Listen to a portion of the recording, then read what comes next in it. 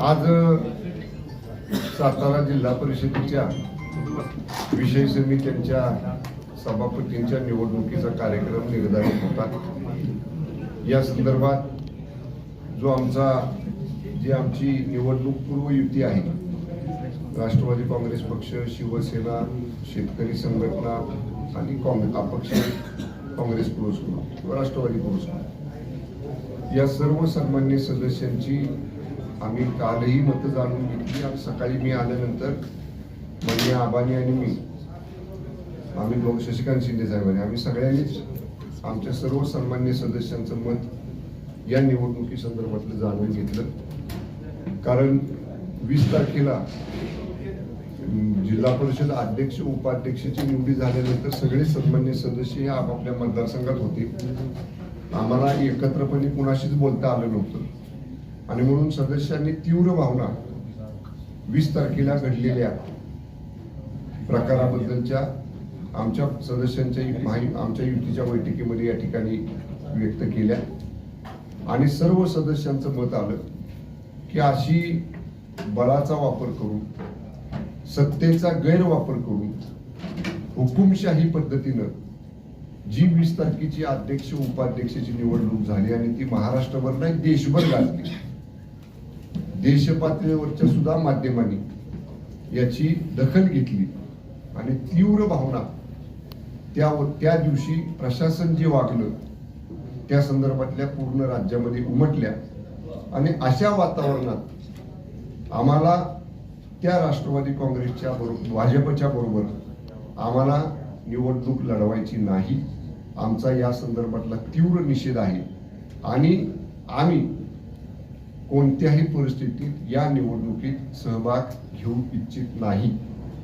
आणि मग शेवटी आबांनी, मी, संजूबाबांनी, नितीन काकांनी, शशिकांत शिंदे साहेबांनी, आम्ही सगळ्यांनी सदस्यांच्या भावनांचा सारासार विचार करून त्यांच्या विचारांशी आम्ही सहमती दर्शवली आणि माननीय सदस्यांनी सांगितल्याप्रमाणे या निवडणुकीवर राष्ट्रवादी काँग्रेस, शिवसेना, शेतकरी संघटना आणि अपक्ष या सगळ्यांनी मिळून या निवडणुकीवरती आज बहिष्कार टाकलेला आहे। या पार्श्वभूमीवर आपण पाहिलं असेल की काळ्या फिती लावून जिल्हा परिषदेत आमचे सर्व सदस्य गेले। सभागृहामध्ये त्यांनी तीव्र शब्दात 20 तारखेच्या घटनेचा आणि एकूणच सगळ्या बाबींचा या ठिकाणी जाहीर निषेध केला। एवढंच नाही तर यशवंतराव चव्हाण साहेब, लोकनेते बाळासाहेब देसाई साहेब, किसनवीर आबा, या सर्व दिग्गज, मान्य लक्ष्मण तात्या, श्रीमंत रामराजे, ह्या सगळ्या दिग्गजांच्या विचारांचा असणारा हा जिल्हा, यशवंत विचारांचा असणारा हा जिल्हा, या जिल्ह्यात पहिल्यांदा जिल्हा परिषद किंबहुना लोकल बोर्ड आणि त्यानंतर जिल्हा परिषद स्थापन झाल्यापासून जिल्हा परिषदेचे सदस्य काळ्या फिती लावून पायऱ्यांवर बसले, हा प्रसंग सातारा जिल्ह्याने पहिल्यांदा पाहिला। त्यामुळे या संदर्भातल्या भावना या आमच्या युतीच्या, आमची जी युती आहे पीपल अलायन्स, त्यांच्या तीव्र आहेत आणि म्हणून आज आम्ही आमच्या सदस्यांनी या निवडणुकीवरती बहिष्कार टाकला। असं जरी असलं तरी कामकाज करताना आमचे सदस्य त्यात सहभागी होतील, जिल्ह्याच्या विकासाच्या प्रश्नावर आमचे सदस्य आवाज उठवतील, आमच्या सदस्यांवर अन्याय झाला तर त्या संदर्भात एका सदस्यासंदर्भातला काही प्रकार घडला तर आमचे सगळेचे सगळे सदस्य त्या सदस्याच्या पाठीमागं जिल्हा परिषदेमध्ये उभे राहतील। एवढंच नाही तर मान्य आबा, मी, नितीन काका, संजूबाबा, शशिकांत शिंदे साहेब, आम्ही सगळेजण या सगळ्या सदस्यांच्या आम्ही पाठीशी पूर्ण ताकदीने या ठिकाणी उभं राहू। आम्ही या व्यासपीठावर बसलेले सगळेजण हा जो प्रकार 20 तारखेचा घडला त्याच्यात वेगवेगळ्या वेळी आम्ही आमच्या भावना व्यक्त केलेल्या आहेत। आजही आमच्या त्या भावना तीव्र आहेत। त्यामुळं आमच्या सदस्यांचा जो निर्णय होता त्या निर्णयाशी आम्ही जिल्ह्यातले नेते म्हणून आमच्या युतीचे आम्ही संमती त्याला दर्शवलेली आहे। आपले काही प्रश्न असतील तर आबा बोलतील, एक मिनिट तुम्ही बोलता। आबांनाच प्रश्न आहे, राष्ट्रवादीचे जे काही सतत त्यांची थांबलेली दिसत नाही, भाजपकडून अजून विराज शिंदे यांच्या पत्नी ज्या ऋतुजा शिंदे आहेत त्यांना फोडण्यात आलं, त्यांना आता सभापतीपद देण्यात आलं. ही राष्ट्रवादीची गळती ही भाजपनं सुरू केलेली दिसतीये, याकडे तुम्ही कसं बघताय? नाही, कसं आहे, आपण बघितलं की ज्याचा उल्लेख पालकमंत्र्यांनी केला, आज आम्ही बहिष्कार का टाकला? प्रशासनाचा प्रचंड वापर या मंडळींनी सुरू केला आणि त्यामुळं आज आम्ही त्या सर्व गोष्टींचा जाहीरपणाने निषेध केला की जो जिल्हा पुरोगामी विचारसरणीचा जिल्हा आहे, यशवंत विचाराचा जिल्हा आहे, या जिल्ह्यामध्ये जर लोकशाहीचा खून होत असेल तर हे आम्ही या जिल्ह्यातल्या मातीमध्ये आमचाही जन्म झाला, या जिल्ह्याचे संस्कार आमच्यावर आहे, त्यामुळं अशा पद्धतीचं राजकारण आम्ही कदापिही चालू देणार नाही. त्यांनी फोडाफोडीचं राजकारण केलंय, कशा पद्धतीनं त्यांचं राजकारण चाललंय, प्रचंड पैशाचा प्रशासनाचा बळाचा वापर करून प्रशासकीय त्यांनी या पद्धतीनं हा प्रयोग सुरू केलेला आहे, त्यामुळे त्याचा आज आम्ही जाहीरपणाने निषेध केलेला आहे. पण राज्यात तुम्ही मित्रपक्ष आहात, तिघही एकत्र युती आहे, तुमची महायुती आहे, असं असताना जिल्हा लेवलला अशा पद्धतीनं बीजेपी खाली उतरून तुमची पक्ष फोडतंय किंवा तुमचे सदस्य फोडतंय, हे काय म्हणजे हे गंभीर आहे? तुम्ही पण सत्तेतच आहात ना? तुम्ही सत्तेत आहात, देसाई साहेब सत्तेत आहात तुम्ही. कसं आहे, या जिल्ह्यापुरतंच मी बोलले, मुळामध्ये जिल्हा परिषदेच्या निवडणुका ज्या वेळेला जाहीर झाल्या त्यावेळेला या जिल्ह्यातल्या भारतीय जनता पार्टीनं आम्ही स्वबळावर इलेक्शन लढणार असं त्यांनी जाहीर केलं. सन्माननीय पालकमंत्री महोदयांनी त्यावेळेला तिन्ही पक्षाच्या युतीच्या अनुषंगानं बैठका बोलवल्या होत्या. दुर्दैवानं ती मंडळी त्या बैठकीला उपस्थित राहिली नाही आणि मग प्रीपोल अलायन्स आमचं आणि शिवसेनेचं झालं आणि ते अलायन्स आज शेवटच्या क्षणापर्यंत टिकवणं ही आमच्या दोघांची नैतिक जबाबदारी होती. ती जबाबदारी आम्ही या जिल्ह्यामध्ये पार पाडण्याचा प्रामाणिक प्रयत्न केला. ते त्यांच्या पद्धतीनं लढले, आम्ही आमच्या पद्धतीने लढलो, याच्यापेक्षा काही नाही. भाजपचे दोन्ही मंत्री सभापती ते कुणाचे नक्की तुमचे आहेत का भाजपचे? आता जर त्यांच्या बाजूने अर्ज भरला असेल तर त्यांच्याच सदस्यांना कारवाई काय होणार? कारवाई आम्ही सगळी करणार आहे. म्हणजे जे शिस्तभंग पक्ष शिस्तभंग केलाय त्याची कारवाई आम्ही करणार आहे. जे 20 तारखेला जी घटना, जी बेकायदेशीर अध्यक्ष उपाध्यक्ष त्या पदावर बसलेत, या संदर्भामध्ये सुद्धा आम्ही कोर्टामध्ये जाऊन सन्मान्य कोर्टाला आम्ही या संदर्भात न्याय मागणार. कामेश कांबळे आज गैरहजर दिसले, ते नेमके कुणाचे? आता ते गैरहजरच होते, त्या संदर्भामध्ये सगळेच संदिग्ध आहोत, अलग लक्षात. बघूया काय पुढे. सकाळी ते फर्न हॉटेलला पण होते. फर्न हॉटेलला पण होते. काही मंत्री महोदयांची त्यांनी भेट घेतली. आता आम्हाला काही माहित नाही, ते फनला होते ते त्यांनाच विचारा, कारण फनला काय आम्ही नव्हतो, त्यामुळे ते कुठं होते काय हे आम्ही सांगू शकतो. कालपर्यंत वाटाघाटीच्या चर्चा सुरू होत्या, अशा प्रकारच्या गोष्टी नाही, काही वाटाघाटी काहीच नव्हत्या.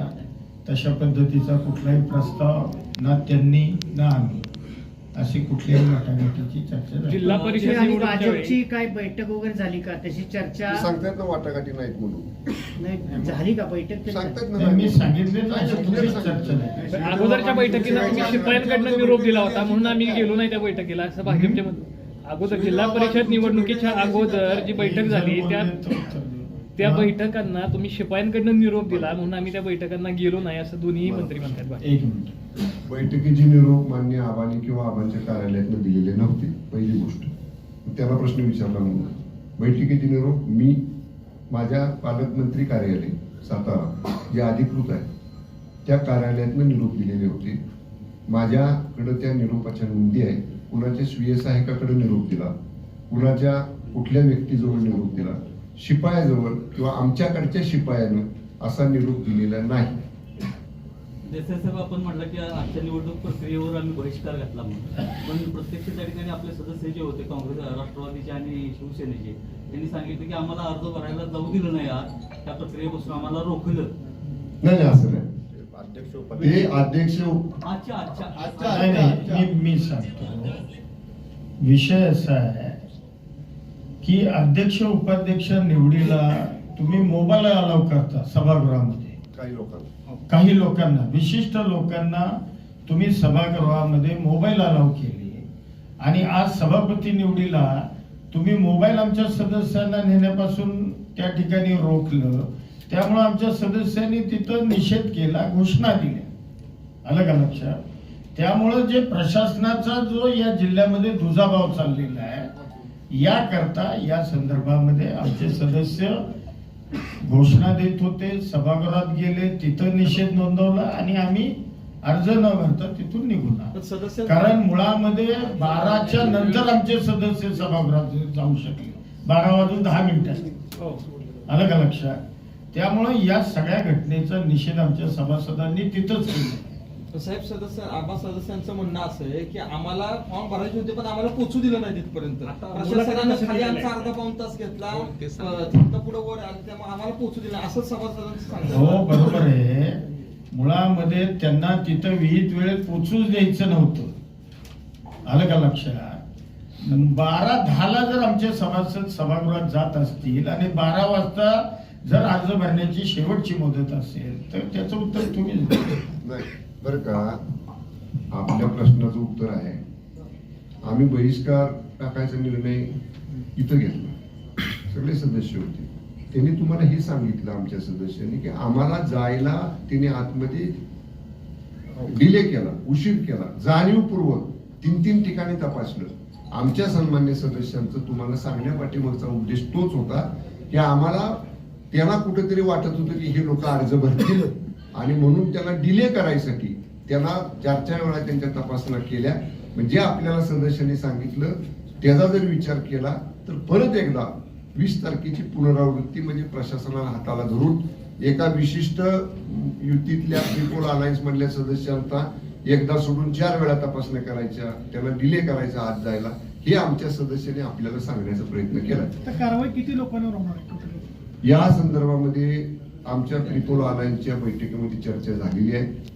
ज्यांना आम्ही व्हीप बजावलेला होता दोन्ही बाजूनी, ज्यांनी व्हीपचं उल्लंघन केलेलं आहे त्यांच्यावरती शिस्तभंगाच्या कारवाईची प्रक्रिया लवकरात लवकर आम्ही चालू करतोय. ते किती सदस्य आहेत तुम्ही माहिती घ्या ना, ज्यांना व्हीप मिळाला. आमचे सदस्य किती आहेत तुम्हाला माहिती आहे? दाखल केल्यानंतर कळलंच ना तुम्हाला.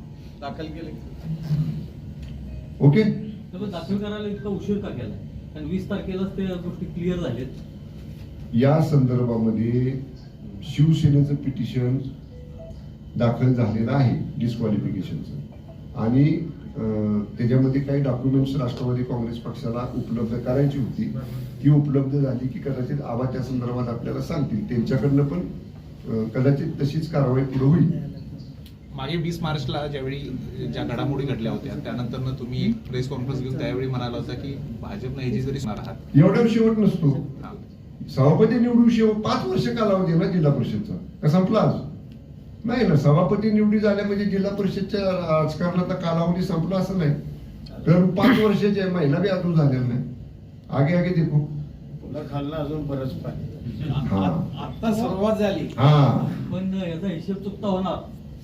आम्ही जे बोलतो ते करून दाखवू. ठीक आहे. कामेश कांबळे, लता करणे असतील किंवा विराज शिंदे असतील, हे सगळे भाजपच्या मंत्र्यांच्या एकदम जवळचे होते. म्हणून उमेदवाराची निवड करताना काय चुकी झाली असं वाटतं? विषय कसा आहे, आम्ही काही जोर जबरदस्ती कुणाला उमेदवारी दिली का?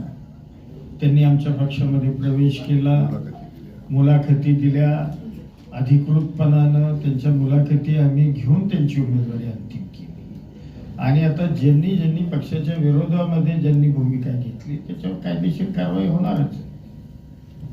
आमदार महेश शिंदेच्या बाबतीत या संदर्भामध्ये 20 आणि 21 तारखेला जिल्हा परिषद 20 तारखेला जिल्हा परिषद अध्यक्ष उपाध्यक्ष निवडीच्या वेळी आमदार महेश शिंदे साहेबांच्या नेतृत्वाखाली ज्या 2 सन्मान्य सदस्यांना आपण EB फॉर्म दिलेले होते त्याचा विस्तृत अहवाल पक्षाच्या मध्यवर्ती कार्यालयामध्ये विशेषतः मान्य मुख्य नेते मान्य उपमुख्यमंत्री शिंदे साहेबांच्याकडे माझा गोपनीय अहवाल मी सादर केलेला आहे. आता या संदर्भातला निर्णय मध्यवर्ती समिती, आमची शिस्तपालन समिती जी आहे पक्षाची, त्या मध्यवर्ती शिस्तपालन समितीची बैठक होईल, त्या अहवालावरती चर्चा होईल आणि नियमाप्रमाणे ज्या ज्या त्याला स्टेप्स आहेत त्यानुसार पक्षाच्या शिस्तपालन समितीमधनं या बाबतीतला निर्णय घेतला जाईल. एक प्रश्न आहे, काय वाटतं तिथल्या लोकांची संमती आहे नाही आहे? मुळात